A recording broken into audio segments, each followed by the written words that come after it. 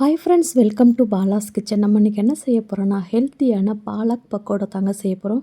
Taste வேறு லெவலில் இருக்கும். இந்த கிளைமேட்டுக்கு இதை மாதிரி செஞ்சு கொடுங்க.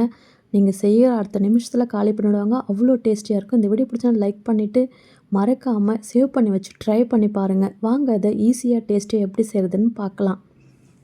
ஃபஸ்ட் நம்ம பாலக்கீரை எடுத்துக்கலாம். இது நல்லா வாஷ் பண்ணிவிட்டு வச்சுருக்கேன். இது நல்லா பொடிசாக கட் பண்ணி எடுத்துக்கலாம் இந்த மாதிரி.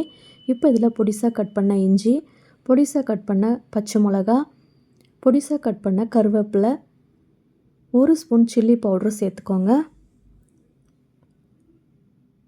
இது எல்லாம் சேர்த்து நல்லா மிக்ஸ் பண்ணி விடுங்க. கீரையோடு நல்லா மிக்ஸ் ஆகி வரட்டும்.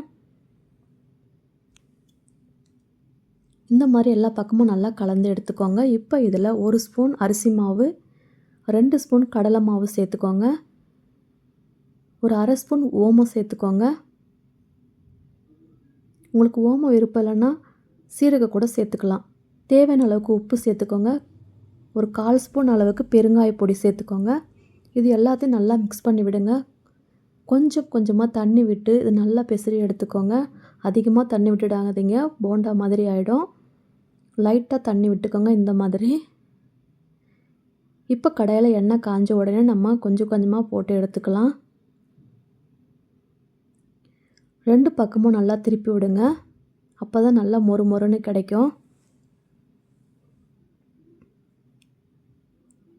பாருங்கள், சூப்பரான பாலக் பக்கோடா ரெடி ஆயிடுச்சு. ரொம்ப ஹெல்த்தியானது கூட இது. இதே மெத்தடில் நீங்களும் உங்கள் வீட்டில் ட்ரை பண்ணி பாருங்கள். எப்படி இருந்துச்சுன்னு உங்கள் ஃபீட்பேக்கை சொல்லுங்கள். இந்த வீடியோ பிடிச்சிருந்தா லைக் பண்ணி ஷேர் பண்ணுங்கள் உங்கள் ஃப்ரெண்ட்ஸ் அண்ட் ஃபேமிலிக்கு.